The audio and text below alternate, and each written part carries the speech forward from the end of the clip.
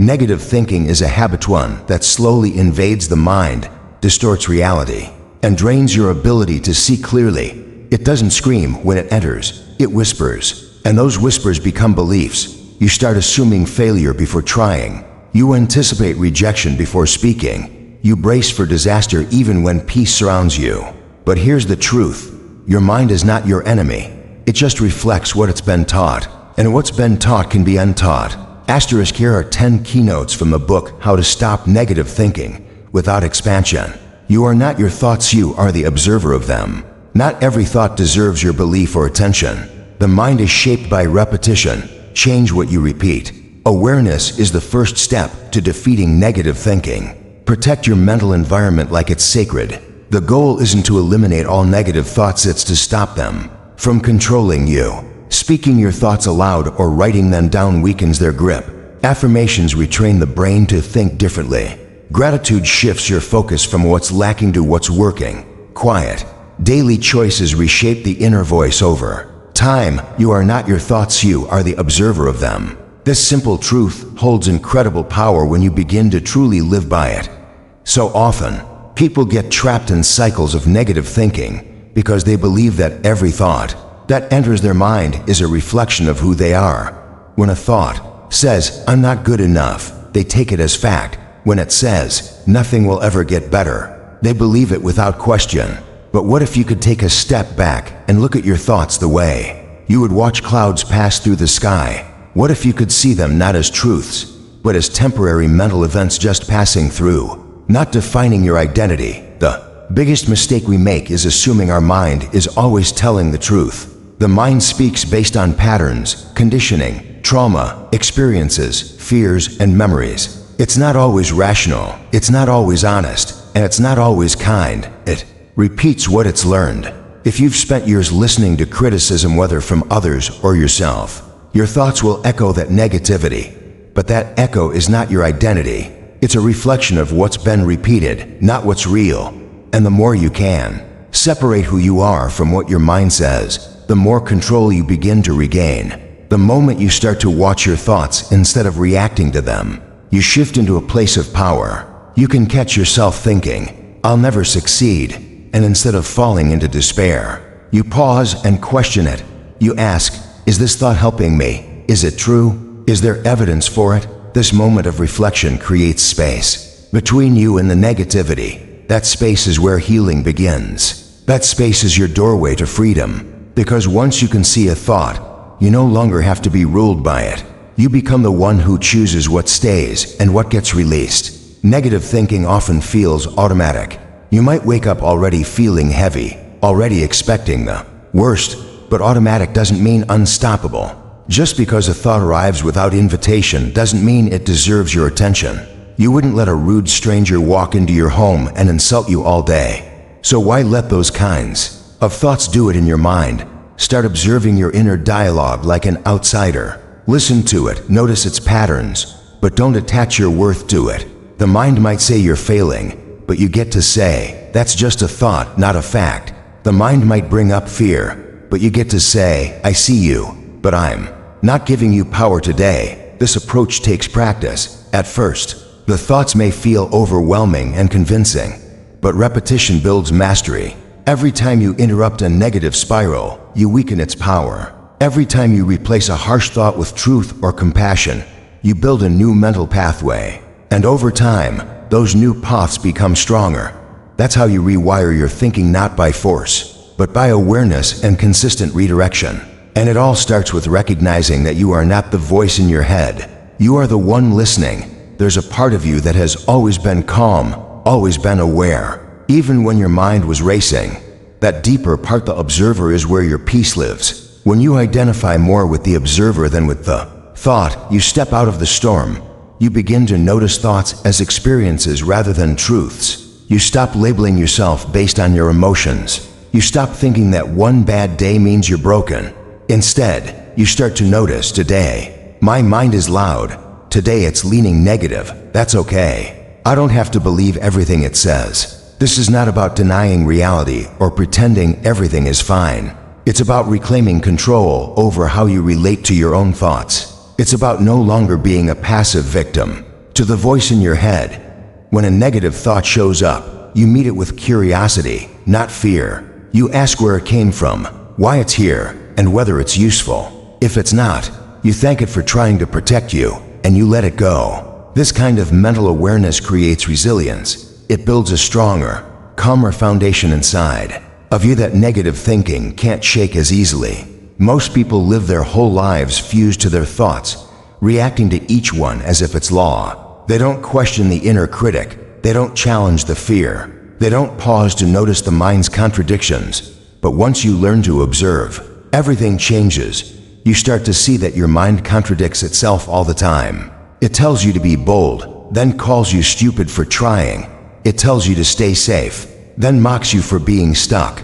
This inconsistency reveals the truth. Your mind is not a reliable narrator. It's just noisy, it's just scared, and it's doing the best it can based on what it's learned.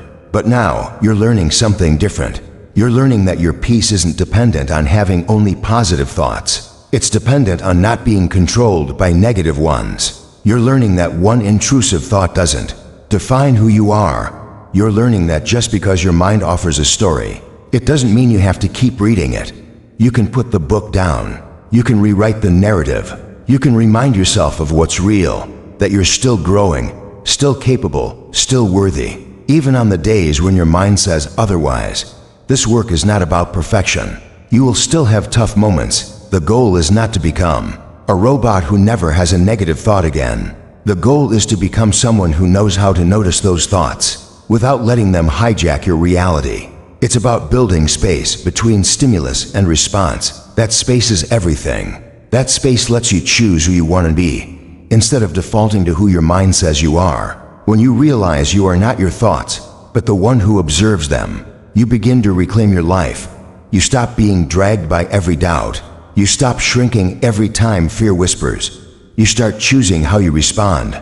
You begin to trust the deeper voice within, the one that's always been calm, steady, and clear. The more you listen to that voice, the more the noise fades, and in that silence, you find strength you forgot you had. Not every thought deserves your belief or attention. This is one of the most powerful truths you can hold onto when trying to stop negative thinking. The mind is constantly active, throwing out ideas, judgments, fears, assumptions, and stories, most of which are influenced by past experiences, internalized voices, trauma, or external noise. When a thought pops into your head, it feels real, it feels urgent, it feels like it must mean something. But just because it appears doesn't make it true. Just because it's loud doesn't make it wise. Thoughts are automatic. Believing them is a choice, and that choice determines the direction of your emotional life. Negative thinking often begins when we accept every thought without question.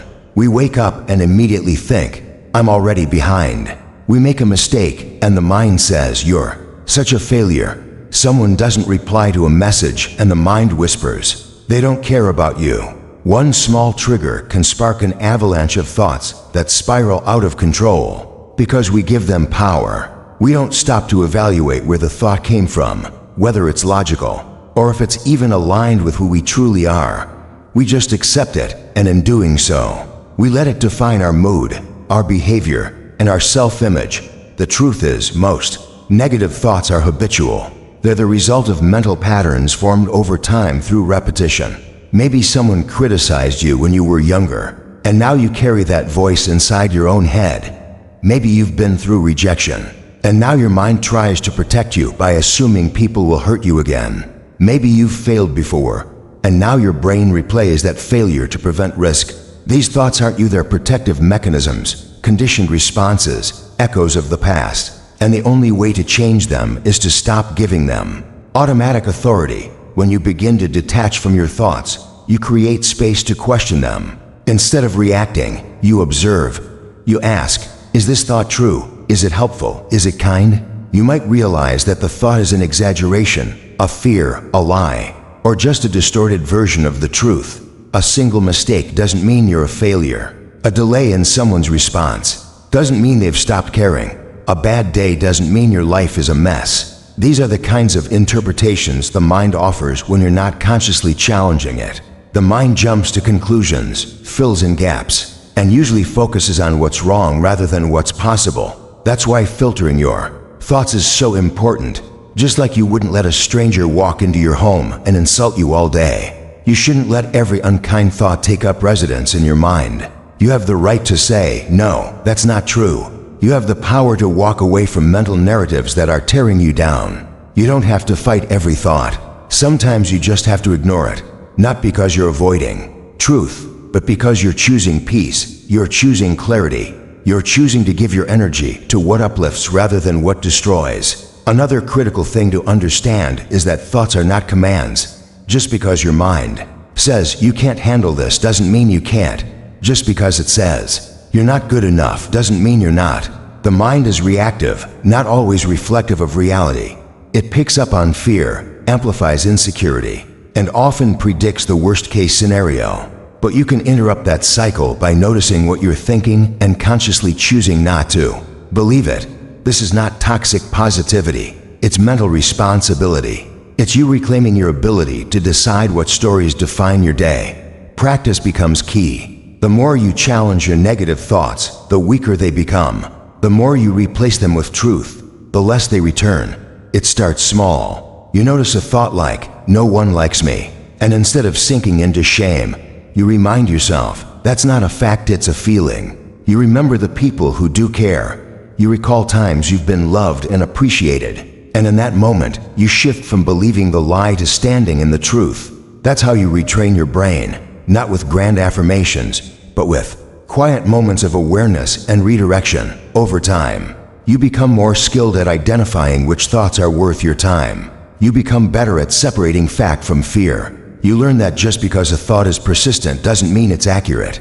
Some thoughts show up every day, simply because they've been repeated for years. They don't reflect who you are today. They reflect who you were when you first started believing them. But you're allowed to outgrow them. You're allowed to say, "That used to be my truth, but it's not anymore." Growth is recognizing that you can choose your mental focus, even when the noise in your head tries to pull you back. One of the most powerful tools you can use is mindfulness. Just sitting with your thoughts and noticing them without judgment creates distance. You begin to see how many thoughts are recycled, how often they contradict each other, how quickly they come and go. That awareness reminds you that your thoughts are not stable truths, they are temporary mental events. When you can observe a thought without reacting to it, you regain your freedom. You realize you don't have to respond emotionally to every idea that enters your mind. You get to pick and choose what deserves your belief. You'll notice that when you stop feeding negative thoughts with your energy, they lose their intensity. It's like a fire without fuel, it burns out. But the more you entertain them, analyze them, and react to them, the more they grow. So instead of arguing with your mind, simply starve the thoughts that hurt you. Don't give them your focus. Don't repeat them to yourself. Don't make them the soundtrack of your day. Turn the volume down by turning your attention elsewhere. Eventually, you'll develop a new inner habit, one where you don't believe everything you think. You'll pause before reacting. You'll question before concluding. You'll speak truth to fear. And most importantly, you'll begin to build a mindset that supports your peace rather than sabotages it. Not every thought deserves your belief. Not every mental voice deserves your trust. You deserve to live free from the constant weight of lies that were never meant to define you in the first place. The mind is shaped by repetition. Change what you repeat. This is one of the most powerful ways to stop negative thinking. Every thought you think, especially the ones you repeat daily, leaves a mark on your brain. Your brain is designed to adapt, to learn, and to build patterns. It doesn't care whether those patterns help you or hurt you. It just strengthens whatever you repeat the most. If you constantly tell yourself that you're not good enough, that you always mess things up, or that things will never get better, your brain will begin to build that belief as a default response. It will make those pathways stronger, quicker, and more automatic. You don't realize how deeply these mental loops become your identity until you pause and observe them. The more you hear something, the more your brain stores it as truth. It's the same way you remember a song's lyrics. You hear them again and again, and without trying, they become second nature. Your thoughts work the same way. The more you repeat self-criticism, doubt, fear, or hopelessness, the more your brain wires itself around those emotions. It becomes easier and easier to default to negativity, because that's what the mind has been taught to expect. But this is not the end of the story. The same way your brain was wired into negative thinking, it can be rewired into something healthier. It doesn't happen overnight. You can't undo years of self-doubt in a day. But just like a muscle that grows with daily use, your mind transforms through small, consistent effort. If your mind is shaped by repetition, the key is to change what you're repeating. Begin with one thought. Catch yourself when the old pattern shows up and insert something different. When your mind says, "I can't do this," replace it with, "I'll try my best." When it says, "No one cares about me," respond with, "I am loved, even if I can't feel it right now." When it says, "I'm failing," answer with, "I'm learning." The new thoughts might feel fake at first. That's normal. Your brain isn't used to hearing them. They don't yet have a strong neural pathway. But if you keep repeating them, they will grow. The brain doesn't know the difference between reality and repetition. It believes what it hears, often. So even if you don't fully believe the new thought, keep saying it.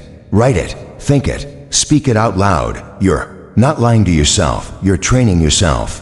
You're undoing years of mental programming by choosing something better and doing it often. Be mindful of your self-talk throughout the day. Notice the small, automatic phrases you say to yourself in moments of stress, failure, or discomfort. These are the moments that shape your mind the most. If every time something goes wrong, you say, "Of course, this always happens to me," then you're building the belief that you're cursed or doomed. But if in that same moment you say, "This is hard, but I can figure it out," you're teaching your brain resilience. You're creating a mental environment where growth becomes possible, and negativity loses its grip. The key is consistency. Changing your mental habits is like brushing your teeth. You don't do it once and expect lifelong results. You do it daily, even when it feels boring, even when you're tired, especially when you don't feel like it. You speak to yourself with kindness and hope over and over until it becomes normal, until your brain begins to expect it, until the old negative thoughts feel out of place, like static in a clear signal. That's how you know the shift is happening, not when you never think a negative thought, but when you start catching it sooner, questioning it faster, and replacing it with something better before it takes over. What you expose yourself to matters too. If the mind is shaped by repetition, be intentional about what you feed it. The shows you watch, the music you listen to, the social media you scroll through, the people you surround yourself with, all of it becomes part of the mental environment that shapes your thinking. If you're constantly taking in content that is angry, hopeless, judgmental, or shallow, your thoughts will start to reflect that. But if you begin to feed your mind with wisdom, encouragement, inspiration, and truth, it will absorb that too. You don't have to be perfect, but you do have to be conscious. Even small changes in your mental diet can lead to big transformations over time. Writing can also be a powerful tool. When you write down a positive affirmation or a new belief every day, you engage multiple parts of your brain. It becomes a physical act, not just a mental one. Write things like, "I am allowed to grow," "I am learning to trust myself," or "My past does not define me." Don't worry if it feels unnatural. Remember, the goal isn't to feel different instantly. The goal is to reshape your mind through repetition. Each word is a step. Each repetition is a seed. It's also important to celebrate your progress. Negative thinking thrives on a sense of failure. But every time you notice a toxic thought and stop it, you've won. Every time you speak truth when your mind tries to pull you down, you've grown. Acknowledge these moments. They may seem small, but they are proof that change is happening. The brain remembers what you celebrate. So don't only focus on what still needs to improve, give yourself credit for how far you've come. Negative thoughts might still show up. That's not failure. That's the brain revisiting old habits. But with every repetition of new, truthful, uplifting thoughts, the old habits weaken. The new pathways grow stronger, and slowly, your inner voice becomes your ally instead of your enemy. You begin to think in a way that supports your well-being rather than sabotaging it. Not because your life is perfect, but because you've trained your mind to respond differently. Because you've chosen to take control of the one thing you can always influence: what you repeat. Awareness is the first step to defeating negative thinking. Without awareness, negative thoughts operate in the background like a silent virus, infecting your mood, behaviors, and sense of self without being noticed. Most people don't even realize how often their mind slips into negativity. It becomes a familiar soundtrack, always playing but rarely questioned. You wake up and feel off, but you don't trace it back to the quiet voice that told you the day would be hard. You face a challenge and feel paralyzed, but you don't realize it's because your mind already decided you would fail. Until you become aware of the thoughts guiding your emotions, they'll keep running the show without your permission. Awareness creates distance between you and your thoughts. It's like stepping outside the storm instead of being caught in it. When you become aware of what you're thinking, you create space between the stimulus and the reaction. That space gives you choice. Instead of reacting on autopilot to every fear, every self-doubt, every judgment, you begin to observe. And observation brings clarity. You start noticing patterns, how your mind responds to failure, how it interprets silence, how it spins stories out of thin air. You begin to understand that many of your thoughts are not facts, but conditioned responses. They are learned reactions, shaped by past experiences and old wounds. This shift from automatic reaction to conscious observation is a game changer. You stop being a victim of your mind and start becoming its guide. The moment you catch yourself thinking, "I can't handle this," and realize this is a thought, not a fact, you break the cycle. That recognition alone weakens the thought's grip on you. You're no longer fully fused with it. You're watching it, and anything you can observe, you can interrupt, challenge, and change. Building awareness means becoming a student of your inner world. It requires slowing down and paying attention. Most negative thinking happens so quickly and subtly that you miss it. That's why practices like journaling and mindfulness are so powerful. When you write down your thoughts or sit quietly and notice them without judgment, you begin to see what's really going on inside your mind. You begin to hear the tone of your self-talk.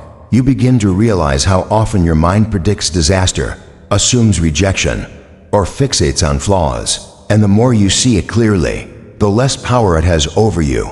Awareness doesn't mean control at first, it just means noticing. But that noticing is everything, because once a thought is seen, it can be evaluated. You can ask yourself, is this helpful, or would I say this to a friend? You start identifying which thoughts are habitual and which are based in truth. Most negative thoughts are not helpful or truthful, they are simply loud. And your awareness helps you turn down the volume. It's easy to underestimate the power of simply being aware, but awareness is what stops the automatic chain reaction. Without it, one thought turns into a mood, which turns into a behavior, which turns into a belief. You think, "I'm behind," then feel anxious, then avoid the task, then believe you're lazy. But when awareness steps in early, you can pause after the first thought. You can say, "Wait, that's just a thought, not a prophecy. I still have time. I can take one small step." That pause breaks the cycle. That pause changes everything. The more you practice awareness, the quicker you catch your thoughts. At first, you might only notice them in hindsight. You'll reflect on your day and realize your energy was drained because your mind was focused on fear. But over time, you start noticing in real time. You hear the thought as it comes and interrupt it before it takes over. You remind yourself, "This is just my old pattern showing up again. I don't have to believe it." And the more you do this, the more you rewire your mind. Awareness also helps you identify triggers. You begin to notice which environments, people, or situations tend to spark negative thinking. Maybe it's certain conversations, social media, or even being alone for too long. Once you know your triggers, you can prepare for them or change how you respond. You can set boundaries. You can create healthy routines. You can learn to talk to yourself with compassion instead of criticism when those moments arise. Another important part of awareness is emotional honesty. Sometimes we push away feelings or thoughts because we're afraid of what they mean, but avoiding them only gives them more power. When you face a thought like "I feel like a failure," and instead of suppressing it, you ask, "Why do I feel this way?" You begin to uncover the root. You begin to separate the feeling from your identity, and in doing so, you allow healing to begin. You don't need to be afraid of your negative thoughts. You just need to shine a light on them. They lose their power when they're seen clearly. It's also important to approach awareness without judgment. Don't shame yourself for having negative thoughts. The goal isn't to be perfect. It's to be conscious every time you catch yourself in a negative spiral and choose to pause instead of react. You're making progress. Every moment of self-awareness is a step toward freedom, even if the thought still lingers. The fact that you noticed it means you're growing. Awareness turns your mind into a place of inquiry instead of self-attack. You stop asking, "What's wrong with me?" and start asking, "What's really happening inside me right now?" Eventually, your awareness becomes second nature. You start to live more intentionally, more presently. You become less reactive and more responsive. You notice when your mind is drifting into old patterns, and you gently bring it back. You learn to sit with discomfort without letting it define your truth. And most importantly, you start to believe that you have the power to change the way you think, not by force, but by understanding. Negative thinking doesn't thrive in a conscious mind. It thrives in the shadows. But when you bring awareness to those shadows, you take the first and most important step toward change. You wake up from the trance of negativity. You begin to live with choice instead of reaction. And that's when the real transformation begins. Protect your mental environment like it's sacred, because it is. Your mind is the space where every belief grows, every emotion begins, every decision forms, and every perception lives. If your mental environment is filled with fear, noise, doubt, criticism, and comparison, your thoughts will reflect that. And when your thoughts reflect that, your reality starts to feel heavy, anxious, hopeless, and suffocating. The state of your mind determines the state of your life. That's why it's not selfish to guard it, it's necessary. Negative thinking often grows not just from within, but from what we allow around us. The people we spend time with, the content we consume, the conversations we engage in, the spaces we dwell in, they all leave fingerprints on our thoughts. If you're surrounded by constant negativity, your brain starts to normalize it. If every voice around you is focused on what's missing, what's broken, or what's wrong, then your own inner voice begins to mirror that pattern. It doesn't happen instantly. It creeps in slowly, through repetition, until it feels like your own belief. That's why one of the most powerful ways to stop negative thinking is to become intentional about who and what you let into your mind. You get to choose what energy enters your space. You get to choose what messages you allow your mind to absorb. Start by paying attention to how things make you feel. After scrolling through your phone, do you feel inspired or insecure? After spending time with someone, do you feel supported or drained? After watching certain shows or listening to certain music, do you feel calm or anxious? Your emotions are messengers. If something consistently leaves your mind in a worse place than it found it, that's a sign your boundaries need to get stronger. People often overlook the power of environment, assuming that mindset is purely internal. But your mind is shaped by what it's exposed to. If your environment constantly tells you that you're not enough, that you have to compete to matter, that failure is shameful, or that the world is falling apart, your mind starts to echo those messages without realizing it. That's why detoxing your mental environment is just as important as changing your thoughts. You can't plant seeds of peace in soil that's soaked in fear. Start with small but intentional steps. Unfollow accounts that make you feel less than. Limit conversations that revolve around gossip, complaining, or criticism. Create physical spaces that feel calm and clear. Play music that lifts your spirit instead of dragging your energy down. Read things that nourish your growth. Speak words that carry truth and kindness. Surround yourself with people who remind you of your strength, not your flaws. It's not about living in a bubble. It's about understanding that you're sensitive to what you allow in. And that sensitivity is a strength, not a weakness. Your mind is always listening. It listens when you talk to yourself. It listens when you speak to others. It listens to what you laugh at, what you complain about, what you replay over and over. Every word, every image, every sound is information. And information turns into thought. Thought turns into belief. Belief turns into behavior. It all starts with what you let through the gate. So start becoming a better gatekeeper. Protect your focus. Protect your energy. Protect your peace. Sometimes the most toxic voices are the ones that seem the most familiar. A friend who always focuses on what's going wrong. A family member who constantly criticizes your choices. A workplace that breeds stress and comparison. You might not be able to walk away from every difficult environment, but you can limit how much of it you internalize. You can create pockets of peace within the chaos. A few minutes of silence in the morning. A gratitude list at night. A voice memo where you speak truth to yourself. These small acts of mental protection add up. You're not weak for needing quiet. You're not dramatic for walking away from negativity. You're wise enough to understand that your mind, when left unguarded, can become a place where fear takes root.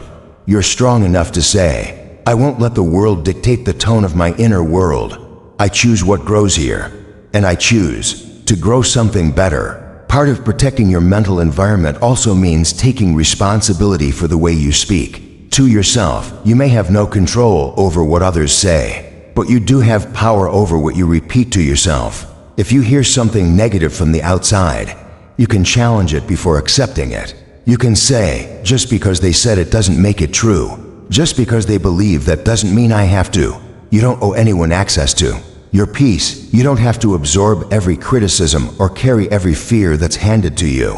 As your awareness grows, you'll start to notice how many of your negative thoughts weren't even originally yours. They were handed to you by people who were hurting. They were shaped by environments that didn't know how to nurture your worth.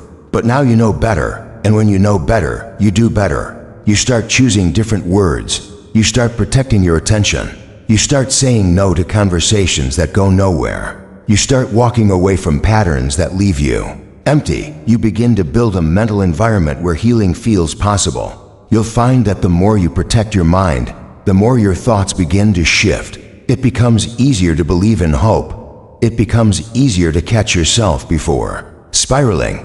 It becomes easier to feel safe inside your own head. And that safety is what you've been needing all along. A place inside where the noise quiets down, where the fear loses its power, where you can breathe again. This isn't about pretending the world is perfect.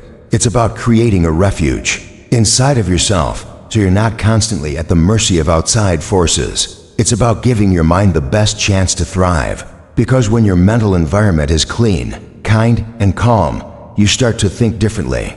You start to see yourself clearly. You stop letting negativity define your story. And you remember that peace isn't something you find, it's something you build, moment by moment, through every choice you make about what you allow to enter the sacred space of your mind. The goal isn't to eliminate all negative thoughts, it's to stop them from controlling you. Trying to remove every negative thought from your mind is not only unrealistic, it's unnecessary. Your brain wasn't designed to be a constant stream of positivity. It was designed to protect you, to analyze risk, to prepare for threats. That means it will occasionally generate fear, doubt, insecurity, or sadness. These thoughts aren't flaws, they're signals. But problems begin when you treat them as truths, when you give them more authority than they deserve, when you allow them to dictate how you see yourself, how you treat others, and how you live your life. Negative thoughts become harmful not because they exist, but because we believe them without question. You have a passing thought that says, I'm not good enough. And instead of recognizing it as a moment of doubt, you take it as fact. You begin to shrink. You avoid taking chances. You stop speaking up. You start living smaller. All because a random thought floated into your head and you allowed it to shape your behavior. The thought wasn't the problem. The reaction to it was. That's why the work of stopping negative thinking is less about erasing thoughts and more about how you respond to them. The real power comes in realizing that thoughts are not commands. They're not always accurate. They're not always helpful. They're just mental events, ideas, patterns, sometimes echoes of past experiences. You don't have to obey them. You don't have to analyze them endlessly. You don't have to give them the final say. You can learn to notice a thought without letting it take over. You can pause, breathe, and ask, is this thought useful? Is it kind? Is it helping me move forward or pulling me back? That kind of questioning changes everything. It shifts you from being a passive recipient of your thoughts to an active participant in your inner dialogue. It's important to remember that no one, no matter how mentally strong, lives without negative thoughts. Everyone faces self-doubt. Everyone hears the voice of fear. Everyone experiences mental resistance when doing something new or uncertain. The difference between those who move forward and those who stay stuck is how they handle those thoughts. Some people hear the voice of fear and respond with, "Thank you for your concern, but I'm still going." Others hear it and freeze. The goal is to train yourself to respond, not react, to acknowledge the presence of the thought, but not surrender to it. This begins with awareness. You have to first recognize when a thought is hijacking your emotions. Often, we carry a weight we can't even name. We feel anxious, unmotivated, or angry without realizing a single thought kicked it off. Maybe someone looked at you strangely and your mind whispered, "They don't like you." Maybe you forgot something and your mind screamed, "You're always messing up." These moments, left unchallenged, snowball into full-blown mental spirals. But when you bring awareness to them, you can pause the spiral before it gains momentum. You can say, "Wait, I see what my mind is doing. I don't have to go there." The next step is to build emotional distance. Instead of saying, "I'm a failure," say, "I'm having a thought that I'm a failure." That one small shift reminds you that you are not the thought, you're the observer. That space gives you freedom. In that space, you can choose a new thought. You can replace, reframe, or simply release the one that's hurting you. You're not trying to deny the pain or pretend everything is fine. You're choosing not to let a single painful moment become a permanent belief about who you are. Sometimes, the most powerful thing you can do is just breathe through a thought without reacting. Let it come, let it go, and don't make it mean more than it does. You might think, "I can't do this." And instead of arguing or spiraling, you just breathe and say, "That's just a thought. It's not reality. Let's take one step." Anyway, that small act of defiance, of movement, of presence, that's how you weaken the grip of negativity. You don't need to win an argument with your mind. You just need to keep moving forward while the noise plays in the background. You'll notice over time that some thoughts lose their power simply because you stop giving them your energy. You don't react to them, you don't feed them, you don't replay them, and they slowly dissolve. Others will still visit, but you'll be ready. You'll know their patterns, you'll see them coming. And instead of fearing them, you'll meet them with understanding. You'll say, "I've heard this one before. I know it doesn't help me. I don't have to believe it today." And that calm, quiet response will become your strength. The mind responds to repetition. The more you practice responding to negative thoughts with truth, the more natural it becomes. You begin to create new pathways. Instead of defaulting to "I'm not enough," you start defaulting to "I'm doing my best." Instead of "I always fail," you shift to "every setback is a lesson." These replacements aren't just positive thinking, they're mental retraining. They're reminders that your worth isn't tied to your worst thoughts. They're ways of reclaiming your narrative. The goal isn't silence, it's resilience. You can't control every thought that enters your mind, but you can control how long it stays and how much power you give it. You can build a mindset that notices fear but moves anyway, that hears doubt but still believes, that feels anxiety but still shows up. That kind of strength isn't born from eliminating all negativity, it's born from learning how to live above it. You stop trying to escape your thoughts and you start leading them. Peace doesn't mean never having a negative thought. It means knowing what to do when that thought shows up. It means learning how to pause, breathe, reflect, and choose again. It means being the steady voice in the storm, the calm in the chaos, the truth in the noise. And that kind of peace is possible for anyone willing to show up daily and take their mind back, one thought at a time. Speaking your thoughts aloud or writing them down weakens their grip. Negative thinking often thrives in silence and secrecy. When thoughts remain hidden in the mind, they can grow unchecked, gaining power simply because they haven't been questioned or seen clearly. The mind has a way of distorting things when it's allowed to spiral in private. A small worry becomes a disaster. A single mistake becomes a story of failure. And a moment of self-doubt becomes an identity. But the moment you say the thought out loud or put it on paper, it changes. It's no longer a shadowy figure haunting your inner world. It becomes something visible, something you can confront, examine, and ultimately deflate. When you speak a negative thought aloud, you engage a different part of your brain.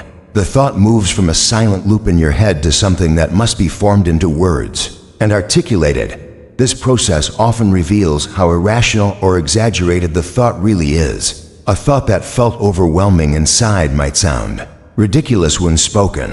You might hear yourself say, "I'll never succeed," and immediately realize how absolute and unfair that statement is. Speaking it creates space for logic, for compassion, for truth to enter. It invites a response, and often that response is kinder than the thought itself. Writing your thoughts down works in a similar way, but it adds the benefit of permanence. When you put something on paper, you're forced to slow down and be deliberate. You have to choose words, form sentences, and commit them to a visible space. This act alone can reduce the emotional intensity of the thought. It's no longer floating endlessly in your head. It's anchored in front of you where you can study it without being consumed by it. Writing creates distance. That distance is powerful because it allows you to become the observer rather than the participant. One of the most effective practices for stopping negative thinking is journaling, not as a chore, but as a form of emotional release. When you write without editing or censoring yourself, you give your thoughts a place to go other than looping through your mind. You create a container for them, and once they're out, you often find that they lose their weight. A fear that felt unbearable suddenly seems manageable. A self-critical thought begins to fall apart when you ask, "Where did this come from? Is it true?" Your journal becomes a mirror, reflecting back not just your pain, but your resilience, your questions, your progress. Sometimes you don't even need to analyze the thought deeply. Simply naming it is enough. Saying, "I'm feeling overwhelmed because I think I'm falling behind," is more powerful than trying to silence the thought or pretend it isn't there. Naming the thought separates you from it. You're no longer fused with the emotion. It becomes something you're experiencing, not something you are. This shift from identification to observation gives you back control. Another benefit of speaking or writing your thoughts is that it breaks the pattern of suppression. Many people are taught to hide their emotions, to keep everything inside, to stay strong by staying silent. But silence doesn't heal. Silence traps. When negative thoughts are never expressed, they fester.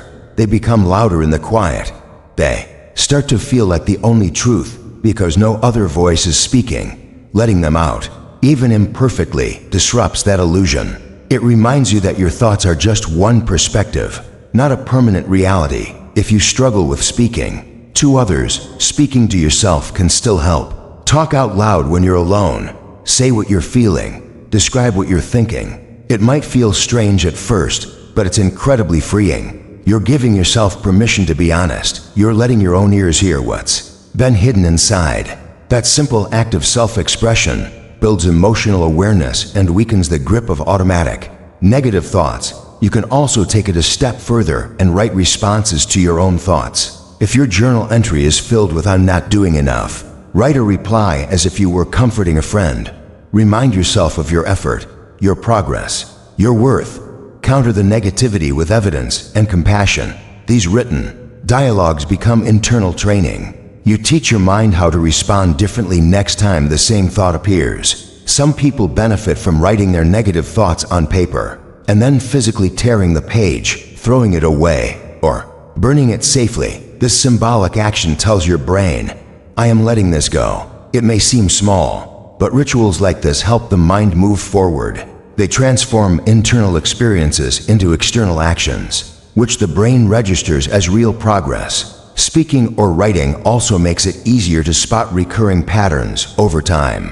You may notice that the same few negative thoughts keep showing up. This awareness gives you the chance to go deeper. You can begin to ask, what core belief is this thought rooted in? When did I start believing this? What would I rather believe instead? These insights can lead to profound shifts in the way you think, because they help you address the root instead of constantly reacting to the symptoms. The goal is not to eliminate every negative thought, but to make sure they don't hold power over you. Speaking and writing are tools to take that power back. They remind you that you are not your thoughts. You are the one who hears them, the one who questions them, the one who decides what stays and what goes. They help you reconnect with your own voice, the one that's often drowned out by fear or shame. And with practice, that voice grows stronger. It becomes the steady guide that helps you move forward, even when the noise returns. Every time you Speak a painful thought, you strip away some of its secrecy. Every time you write a self-doubt on paper, you take away some of its sting. You begin to realize that your mind is not the enemy, it just needs direction. It needs space to be seen, heard, and healed. Speaking and writing create that space, and in that space, freedom begins. Affirmations retrain the brain to think differently. The way you speak to yourself becomes the way you see yourself, and the way you see yourself becomes the way you show up in life. Negative thinking doesn't just appear overnight, it's built through repetition.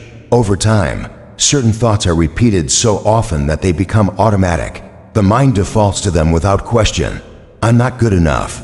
I always fail. Nobody really cares. These thoughts, when repeated again and again, start to feel like facts. Affirmations are a way to interrupt that repetition and replace it with something better. They are conscious, intentional statements designed to reshape the mental narrative and rewire the patterns your brain runs on every day. At first, affirmations might feel fake. When you're used to thinking negatively, positive statements sound foreign. If you've believed you're a failure for years, saying "I am capable" can feel like a lie, but that resistance is part of the process. It shows that your mind is used to a certain track and is now being challenged. The goal isn't to instantly believe every positive affirmation. The goal is to repeat them enough that they become more familiar, more accessible, and eventually more believable. Just like negative thoughts became automatic through repetition, positive affirmations can take root the same way. The science behind affirmations is grounded in neuroplasticity, the brain's ability to form new connections and pathways. Your brain doesn't know the difference between a real event and something vividly imagined or repeated. It learns based on experience and consistency. When you constantly affirm something, your brain begins to reorganize around that idea. If you tell yourself daily, "I am learning to trust myself," your brain starts to prioritize that belief. Over time, your thoughts, emotions, and decisions start to align with it. You begin to act from a place of self-trust rather than self-doubt. Affirmations are not magic words that instantly change your life. They are seeds. You plant them with repetition and nurture them with belief and consistency. Some seeds sprout quickly, others take longer. But every time you repeat a positive affirmation, especially in moments of doubt or struggle, you weaken the grip of the old, harmful patterns. You remind your mind of a new possibility. And that reminder is powerful, especially when it's practiced in the face of resistance. To get the most from affirmations, they should be personal and emotionally resonant. Generic statements can work, but the ones that truly transform are the ones that speak directly to your fears, your wounds, and your hopes. If you often think, "I'm not lovable," a powerful affirmation might be, "I am worthy of love exactly as I am." If your mind often says, "I can't handle this," your affirmation might be, "I have everything I need to get through this moment." The more specific and heartfelt the affirmation, the more impact it has on your mental state. Affirmations also work best when they are spoken or written consistently. Say them out loud in the morning, write them in a journal before bed, repeat them during difficult moments. Make them part of your routine until they become part of your internal dialogue.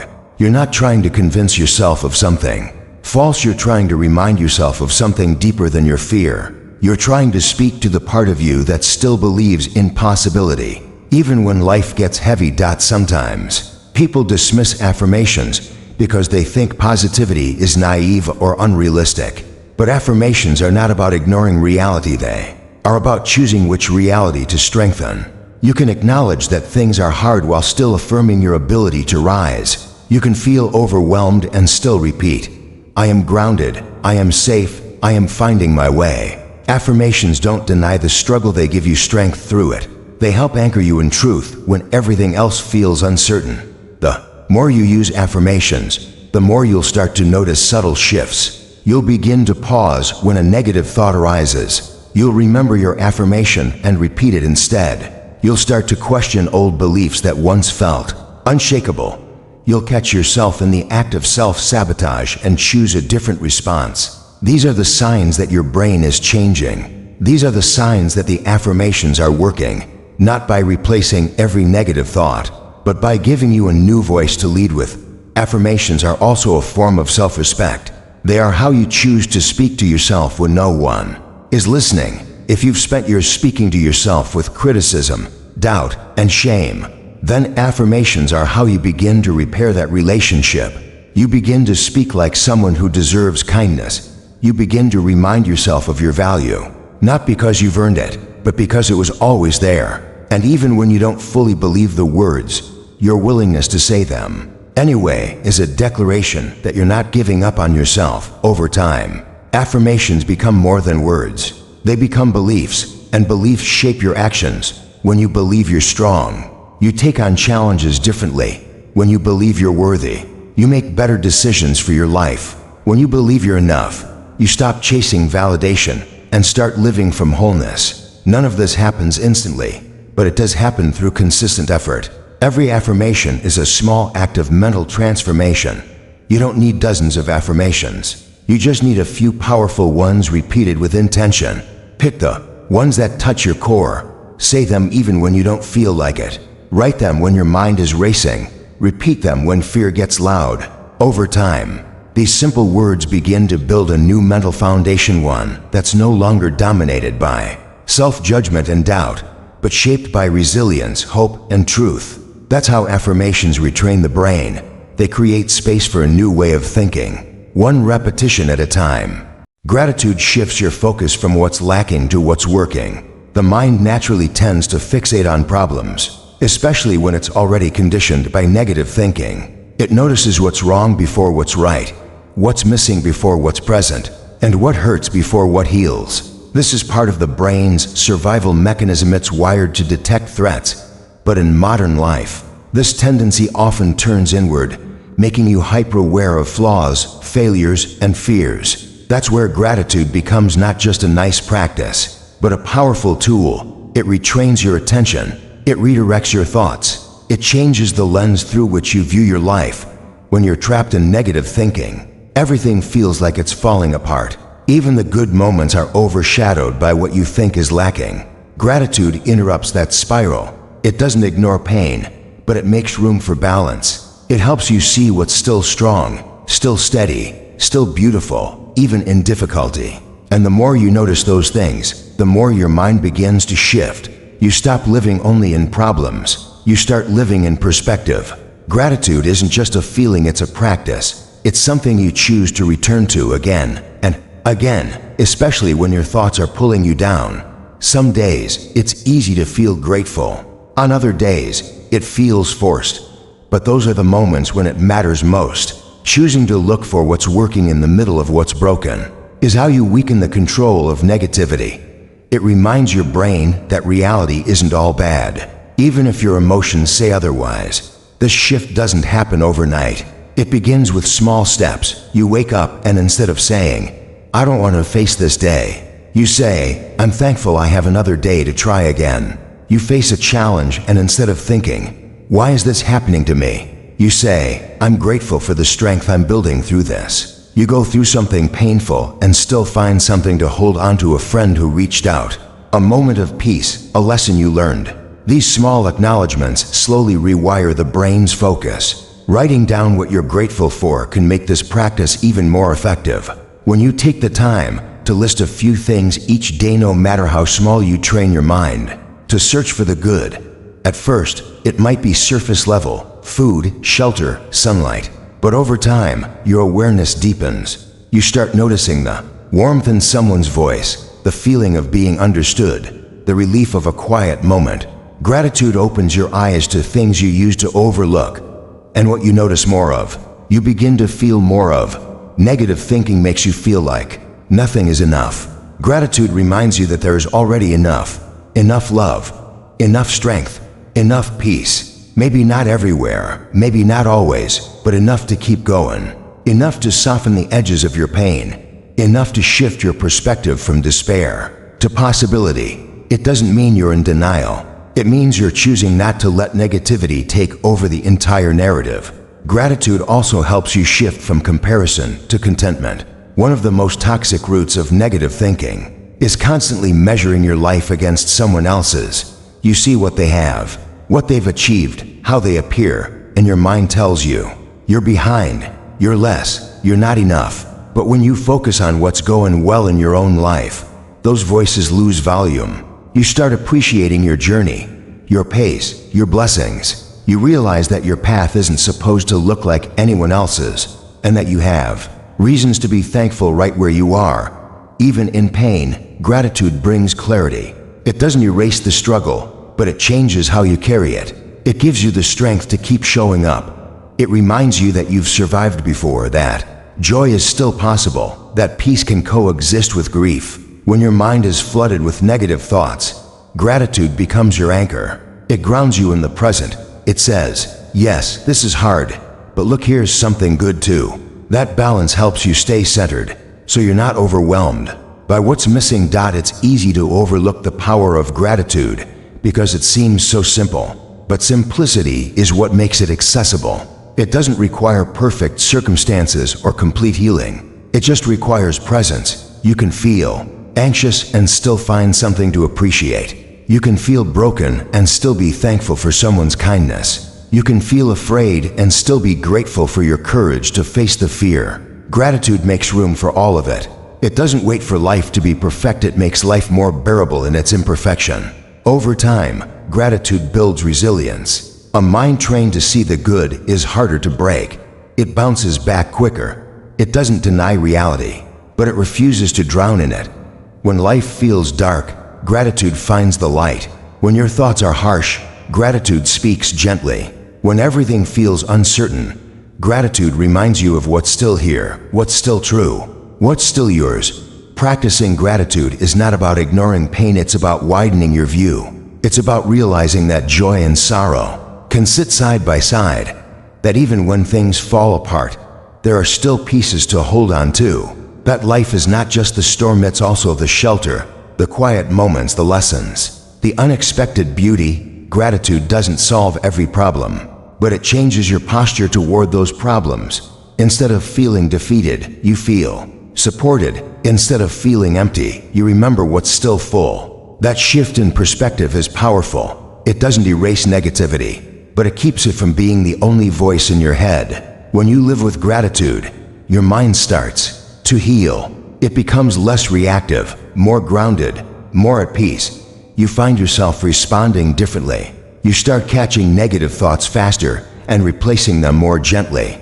You stop needing everything to be perfect before you feel okay. You learn to say, this is enough for now, and mean it. That's how gratitude helps stop negative thinking. It doesn't fight the darkness, it invites the light. And the more you practice it, the more your mind becomes a place where peace can grow, where hope can rise, where negativity loses its grip, one grateful thought at a time. Quiet, daily choices reshape the inner voice over time. The mind is not changed through force or sudden breakthroughs, it transforms gradually, shaped by repetition, intention, and care. Negative thinking doesn't happen in a single moment. It's the result of years of unchecked thoughts, unchallenged beliefs, and unnoticed self-talk. And just like it didn't form overnight, it doesn't leave overnight. The process of stopping negative thinking begins with small decisions made consistently, often unnoticed by others, often uncelebrated, but deeply impactful. These decisions may not seem powerful in the moment, but over time they shape how you speak to yourself, how you view your experiences, and how you respond to challenges. When your mind is filled with negativity, your first instinct might be to fight it, to silence it all at once. But the real work lies in noticing your thoughts and choosing to respond differently, even in subtle ways. It's the moment you decide not to call yourself a failure after a mistake. It's the second you choose to breathe instead of spiraling into a story of self-blame. It's the habit of offering yourself encouragement instead of criticism. These moments might seem small, but they build momentum. The more often you make these small, quiet choices, the more your inner voice begins to soften. It becomes less reactive, less judgmental, more compassionate. Your inner voice has been trained. It has learned how to speak from what it's heard, maybe from your past, from people who hurt you, from failures or shame or fear. But training can be undone. The voice in your head can be retaught. And that training happens in the everyday moments when you get up and say one kind word to yourself, when you pause long enough to question whether your thought is helpful, when you stop feeding old stories that tell you you're not enough. This is how you reshape your internal world through repetition, through choice, through patience. Daily practices that seem simple can have deep effects. Writing down one thing you did well, saying one affirmation before bed, noticing when a negative thought arises and choosing not to believe it. Each of these is a seed. On their own, they may not look like much, but day after day, they take root. And soon, the harshness in your head becomes a little quieter. The fear becomes a little softer. The shame becomes a little lighter. The more you practice this, the more your brain begins to expect and produce healthier, kinder thoughts as a default. This change is not dramatic, it's gentle. You may not even notice it right away, but over time, it shows up in how you respond to yourself when life doesn't go your way. It shows up in how you speak to yourself during stress. It shows up in the silence between your thoughts, the absence of panic, the presence of peace. You stop catastrophizing. You stop replaying every mistake. You start offering yourself the same patience you'd offer someone you love.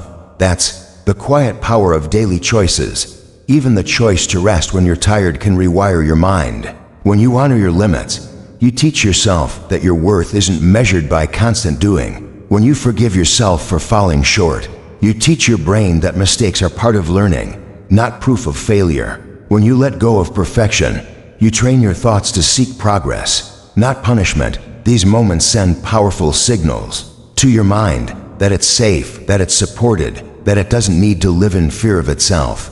The environment you create around yourself also plays a role. Choosing what you read, what you watch, who you talk to, and how you spend your time. All these decisions shape your inner dialogue. If your surroundings constantly reflect judgment, criticism, or chaos, your mind absorbs that. But if you create a space both physically and emotionally that reflects calm, truth, and compassion, your thoughts begin to mirror that energy. It might be turning off a show that makes you anxious, walking away from a conversation that drains you, or simply spending 5 quiet minutes reconnecting with yourself. These are small choices, but they matter. You may not be able to control every thought, but you can control what you reinforce. When you hear the voice that says, "You can't do this," and you still try anyway, you weaken that voice. When your mind says, "You always fail," and you remind yourself of the times you succeeded, you rewrite that pattern. Each time you catch a negative loop and disrupt it, even slightly, you're training your brain to take a new path. And the more often you choose the new path, the more familiar it becomes. What once felt unnatural starts to feel normal. What once felt like resistance starts to feel like resilience. You don't need to be perfect at this. You don't need to win against every thought. What matters is that you keep choosing over and over to come back to the version of you that wants peace, the version that wants healing, the version that wants to live with more ease and less mental chaos. That version already exists within you. Every quiet choice you make brings it closer to the surface. Change doesn't come in waves, it comes in drops, drops that add up. A choice to speak gently instead of harshly, a decision to pause instead of panic, a moment of presence instead of avoidance. These aren't dramatic or loud, but they are life-changing. You begin to see that your mind doesn't have to be a battlefield. It can be a place of safety, of growth, of support. And the path to that place is made not through grand declarations, but through the quiet, steady practice of choosing better thoughts, one day at a time. Asterisk, remember, your brain is just doing what it's been taught, and you have the power to teach it something new. You are not helpless. You are not stuck. You are becoming. And every time you choose truth over fear, love over shame, growth over guilt, you win. You silence the lie. You heal the wound. You rewire the habit. The most powerful words in the world are the ones you say to yourself. So say something better. Say something kind. Say something true. And say it again tomorrow. And again the next day. That's how you stop negative thinking. Not with one heroic battle, but with quiet, daily choices that reshape the voice inside your head. You don't have to believe every thought you think. You have the right to question it. You have the strength to change it. And you have the power to free yourself from it.